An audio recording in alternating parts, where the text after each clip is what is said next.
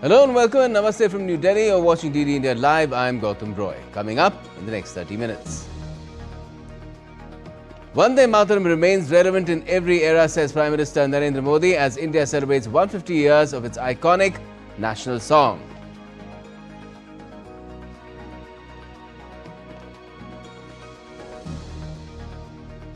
Clandestine and illegal nuclear activities are in keeping with Pakistan's history, says India's Ministry of External Affairs on US President Trump's claim that Islamabad, China and others are conducting nuclear tests. Typhoon Kalmegi heads towards Cambodia and Laos after wreaking havoc in the Philippines and Vietnam. The death toll crosses the 200 mark.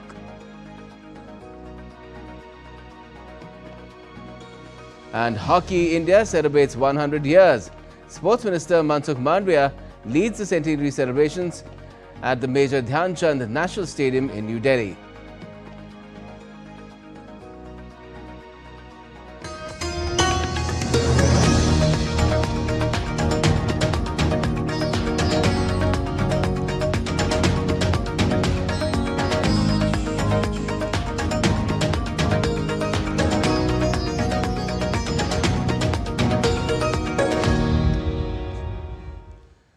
Prime Minister Modi inaugurated the year-long commemoration of 150 years of the national song Vande Mataram in New Delhi on Friday.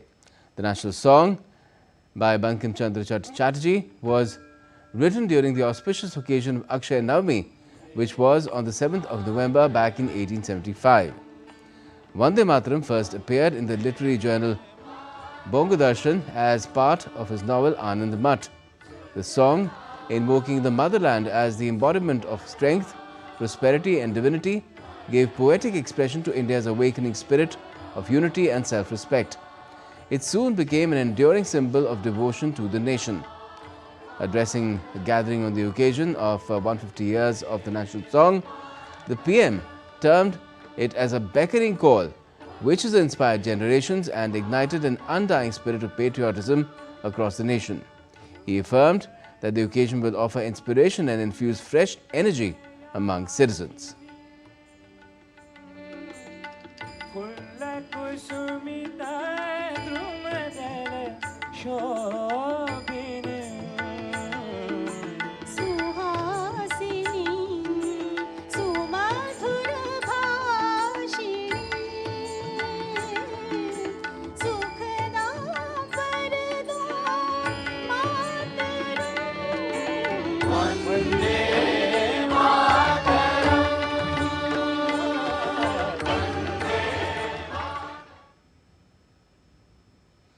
Vande Mataram हर दौर में, हर कालखंड में प्रासंगिक है।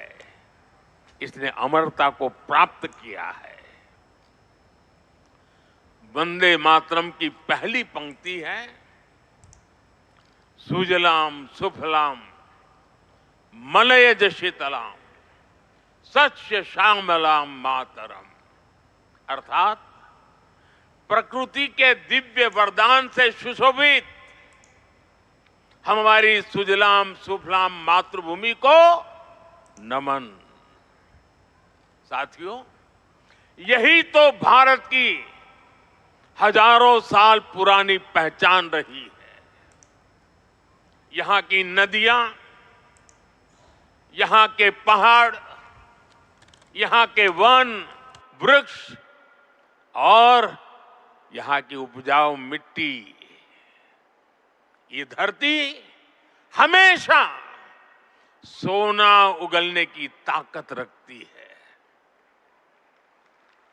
सदियों तक दुनिया भारत की समृद्धि की कहानियां सुनती रही थी।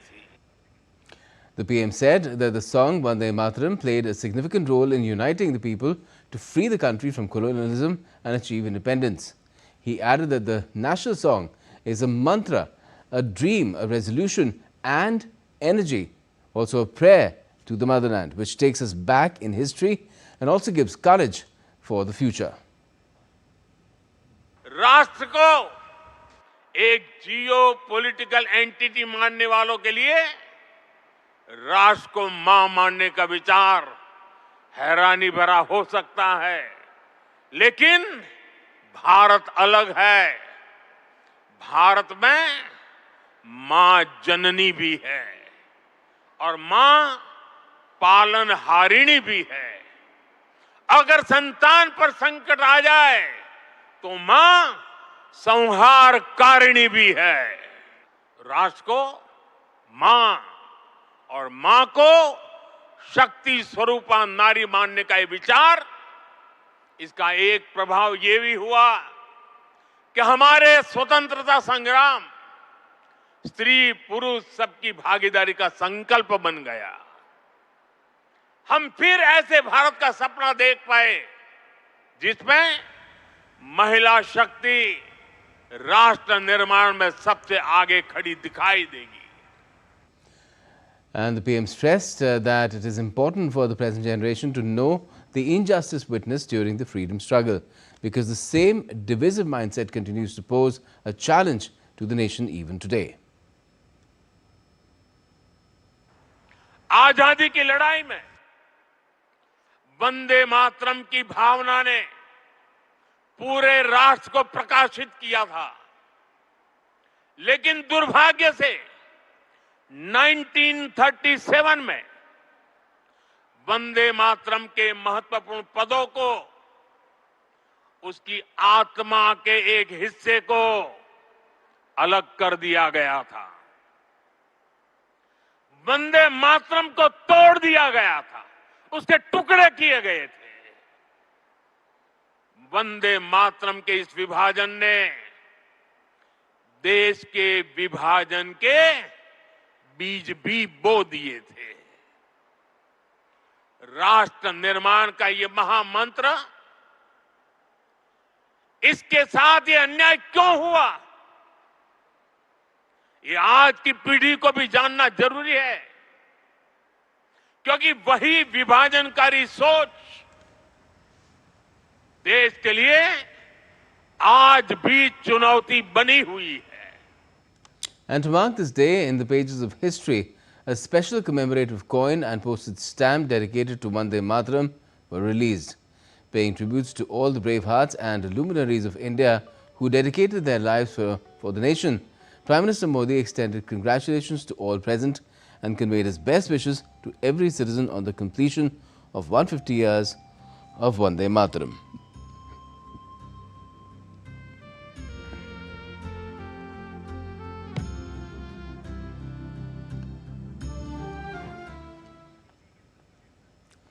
And the PM also unveiled a website, vandemataram150.in, marking the occasion.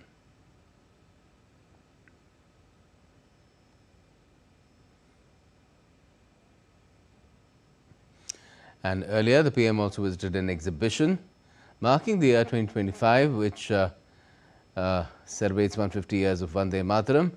Our national song, Vande Mataram by Bankim Chandra Chatterjee, was written during the auspicious occasion of Akshay Navami, which was on the 7th of November, 1875.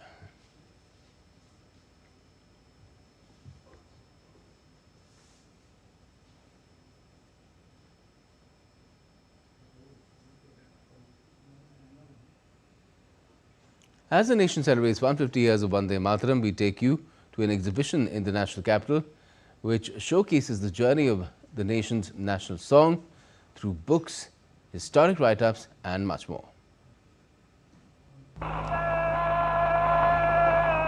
Vande Mataram. It's not just a song, it's an emotion. It's an emotion which unites millions. It's an emotion which has united India for so many years. The national song of India, Vande Mataram, was written by Bankim Chandra Chatterjee in the year 1875 on the occasion of Akshay Navami. And then later on, it was first sung by Rabindranath Tagore in the year 1896. Later on, it was adopted by the Constituent Assembly on January 24, 1950. You can see these books. These books are on Vande Mataram. They tell the story about the Vande Mataram. They tell about the freedom struggle of India.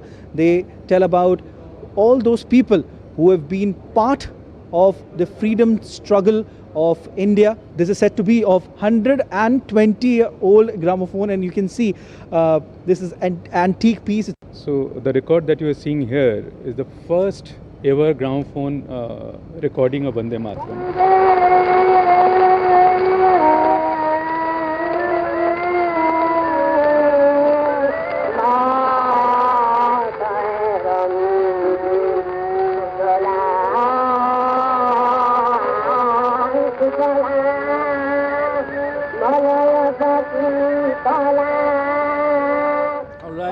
All right. It literally gave me goosebumps. Sujlam, Suflam, Malayaj Shitalam, Sasha Shamalam, Mataram, Vande Mataram. Definitely this day will go down in history in golden words as the nation celebrates 150 years of Vande Mataram. This is Siddharth Bharadwaj reporting for DD India in New Delhi. And Prime Minister Modi has held a roadshow in Bhabua district of Bihar on Friday. In the second phase of assembly elections in the state, 122 seats in 20 districts will be going to polls and subsequently conclude polling for the Bihar elections. Districts including Aurangabad, Jehanabad, Gaya, Nawada, Jamui, Bhagalpur, Purnia and others will be included in the second phase. The PM later addressed a rally in Aurangabad district of the state. He mentioned that the government transferred 1 lakh crore Indian rupees to families of retired soldiers in the last 11 years. आप जानते हैं इन 11 सालों में हमारे जो फौजी भाई बहन हैं, जो निवृत्त फौजी भाई बहन हैं, उनके परिवारों को कितना पैसा मिला है आप अंदाज कर सकते हैं? 1 लाख करोड़ रुपया देश के खजाने से फौजियों के खाते में गए हैं। बताइए, कांग्रेस आरजेडी वाले ये लोग 500 करोड़ का झूठ बोल रहे थे। यही इनकी सच्चाई है, यही इनकी राजनीति झूठ पर ही टिकी हुई है। इसलिए साथियों, जब हम कहते हैं कि बिहार में 1 करोड़ नए रोजगार देंगे, तो देश के बिहार के नौजवानों को हमारी बात पर भरोसा होता है। India has accused Pakistan of engaging in clandestine and illegal nuclear activities. At a media briefing in New Delhi, External Affairs Ministry spokesperson Randhir Jaiswal said these actions reflect Pakistan's long history of smuggling, export control violations and secret proliferation networks. Clandestine and illegal nuclear activities are in keeping with Pakistan's history that is centered around decades of smuggling, export control violations, secret partnerships, AQ Khan network, and further proliferation. India has always drawn the attention of the international community to these aspects of Pakistan's record. In this backdrop, we have taken note of President Trump's comment about Pakistan's nuclear testing. Vice President C.P. Radhakrishnan attended the third convocation of SRM University in Sonipat on Friday. The Vice President praised national education policy and encouraged students to blend skills with strong values to build an inclusive and developed India. During his visit, he also felicitated SRM alumni for their achievements, highlighting India's best ever performance in the QS World University Rankings 2026 with 54 institutions featured. He called it a proud moment for the nation. Indian higher education institutions recorded their best ever performance in the QS World University Rankings 2026, with 54 universities making the list up from 21 in 2016, positioning India as the 4th most represented country in the rankings. The correlation between the campus education and the industry need should get much closer, and we are moving towards that. A curtain raiser press conference for the International Film Festival of India 2025 was held in New Delhi on Friday. The 56th International Film Festival of India 2025 is scheduled to take place from the 20th to the 28th of this month at Panjim in Goa. This year's event will showcase over 240 films from 81 nations, featuring 13 premieres, 5 international premieres and 44 Asian premieres. The country of focus for this year is Japan. IFFI this year will celebrate 50 years of Rajnikant in Indian cinema as well. Addressing the media, INB Minister of State Dr. L. Murugan said that moving forward with Prime Minister Modi's vision of women empowerment, around 50 women film directors are participating in IFFI this year. The film festival is having AI, artificial intelligence section also is there. Our Honorable Prime Minister Shri Narendra Modi ji's vision, Nari Shakti, 50 women directors, they directed the films. Almost these 50 films is going to screen. We want to give an equal opportunity. This festival is encouraging them, and 50 women directors are identified. And speaking at the event, Information Broadcasting Secretary Sanjay Jaju said the 56th edition of IFFI will be a tribute to the stalwarts of Indian cinema, with youth in focus as well. India being one of the largest producers of films, feature films, short films, documentaries, producer of films across languages, regions in our country, films that are not just making waves in India, they are making waves outside India. Effort to showcase the cinematic diversity that we have in our country. As a first, this year we have 3 countries that are participating majorly. We have Japan as the country of focus, you have Spain as another partner country, and we also have Australia, which was our country of focus last year as our spotlight country. And again, we are getting very good participation from these countries, both in terms of films as well as the film crew. And still to come in this edition of DD India Live. After UNSC, Britain removes sanctions on Syria's President Ahmad al-Shara. And Elon Musk's mammoth $1 trillion Tesla pay plan wins shareholder approval.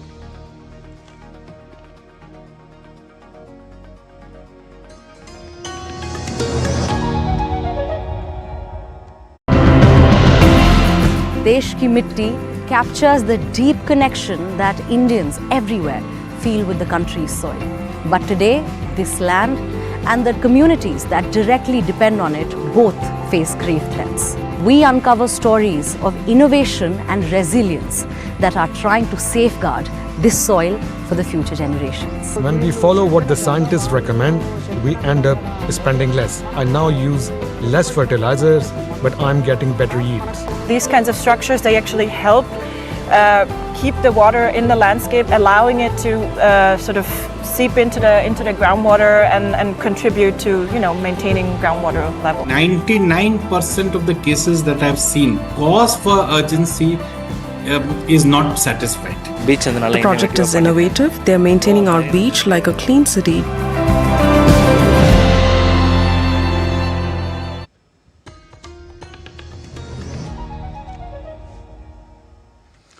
You're watching DD India Live. I'm Gautam Roy. Now, Tesla shareholders have approved an enormous pay package for CEO Elon Musk, one that could reach up to $1 trillion. The move ensures Musk's continued leadership as Tesla pushes deeper into AI and robotics innovation. At Tesla's annual meeting in Austin, Texas, over 75% of shareholders backed the massive pay deal for Elon Musk. The plan secures Musk's stay at the company for at least 7.5 years, while boosting his stake from 12% to a possible 25%. The compensation plan tied to Tesla's performance in AI and self-driving technology aims to keep Musk focused on long-term growth. Musk has described Tesla's potential growth as nearly boundless, saying that it will be the most valuable company in the world by far if it delivers on envisioned advances on autonomous driving and AI.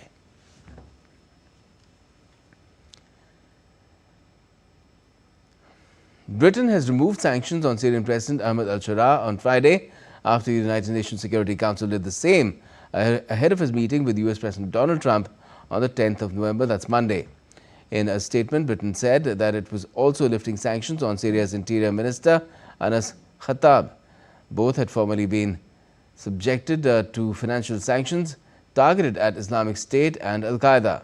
Shara, once a senior figure in HTS and previously affiliated with the Al-Qaeda, was sanctioned by the UN and Britain in 2014, which included a travel ban, asset freeze and arms embargo. The European Union on Friday said it would deny Russians multi-entry visas as security fears rise nearly 4 years into the war against Ukraine. The visa curbs come as fears have risen over the threat of Russian hybrid warfare in the EU after airspace incursions and unexplained drone sightings in numerous countries. Brussels said that from now on, Russian nationals will have to apply for a new visa each time they plan to travel to the EU, allowing for close and frequent scrutiny of applicants to mitigate any potential security risk. It further said there will be exceptions for justified cases such as independent journalists and human rights defenders under the new rules. No other business sector is running as hot these days as AI and big data. And Google, one of the big players, is announcing a major investment in Germany. For more on that, I'm joined by Deutsche Welle's Lars Holter from Berlin. Well, good evening to you, Lars. So what is Google planning for Germany? Thanks for having me. Well, Google is expanding its presence in Germany. They haven't given any particular numbers so far, but we do know that the company is planning to invest between $91 and $93 billion this year alone, global that is, and they're planning to spend even more next year. And it's all on data centers and the entire infrastructure around those, including specifically, apparently, with regards to Germany. And they're looking at investing in innovative projects to power their data centers using renewable energy, including waste heat. Now, Google has had a strong presence in Germany for years, with their main data center being located near Frankfurt. And while the company has acquired buildable lots in that area too, they're also saying they're having big plans for Munich and Berlin. Sounds good. Now, Lars, what does this really mean for the otherwise struggling economy in Germany?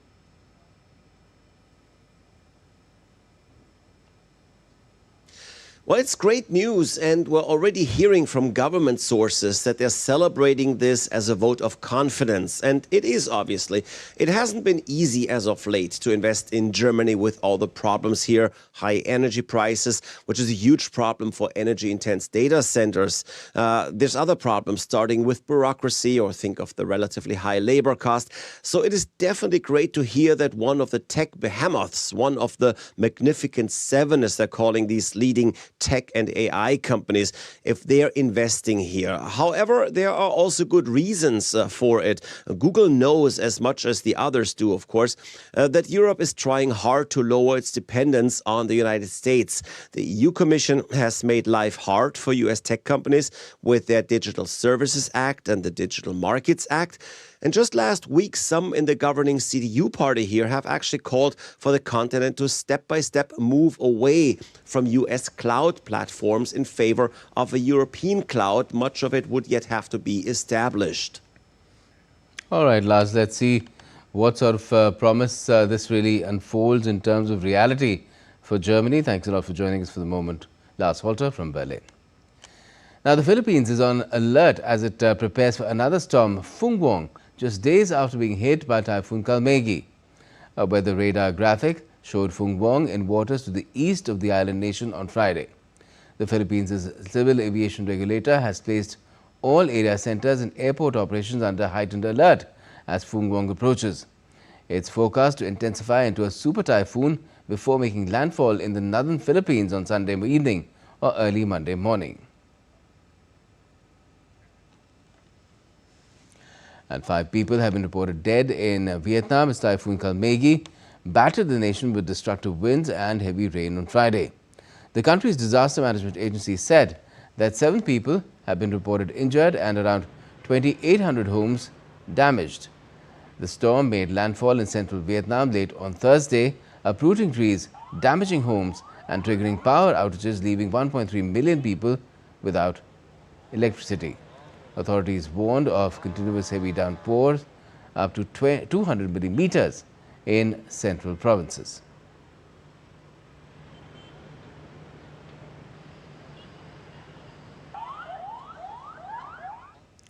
Let's now take a look at some other stories making news around the world as well. In Geneva, stunning diamonds and historic brooch linked to Napoleon will be auctioned next week. The jewels worth millions are part of Sotheby's Royal and Noble Jewel Sale. Collectors from around the world are expected to join the bidding. Morocco is marking the 50th anniversary of the Green March with large celebrations in Laayoune, the main city in Western Sahara. The event commemorates Morocco's 1975 takeover of the disputed territory.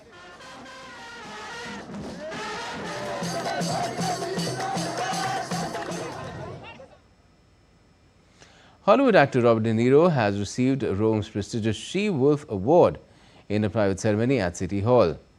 The honor recognizes his stellar career and strong ties to Italy. Fans outside cheered the 82-year-old Oscar winner, celebrating his connection to the Eternal City.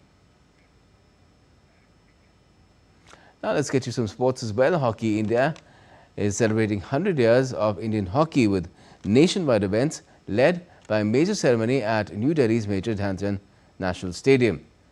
Hockey India went all out to celebrate the momentous occasion in the presence of legends of Indian hockey, current men's and women's team players, and Sports Minister of India, Dr. Mansukh Mandavia. An exhibition match was also organized between the Sports Ministers 11 and Hockey India 11. In a first, active Indian hockey players were divided between the two teams for a mixed hockey match. Former Indian men's hockey team captain and current Hockey India president Dilip Tirke touched on India's stupendous record in the Olympics, where the country has had 13 podium finishes, including a record 8 gold medals. And that's all we have for this edition of DD India Live, but let us know your thoughts on the news of the day. And for those on the go, you can get all the latest news and updates from India and across the world on DD India's mobile app. It's available on both Android and iOS. Just scan the QR code and download the app right away. And we'll be back here with more news as it breaks here on DD India. I'm Gautam Roy, and from all of us here in Delhi, thanks for watching DD India Live.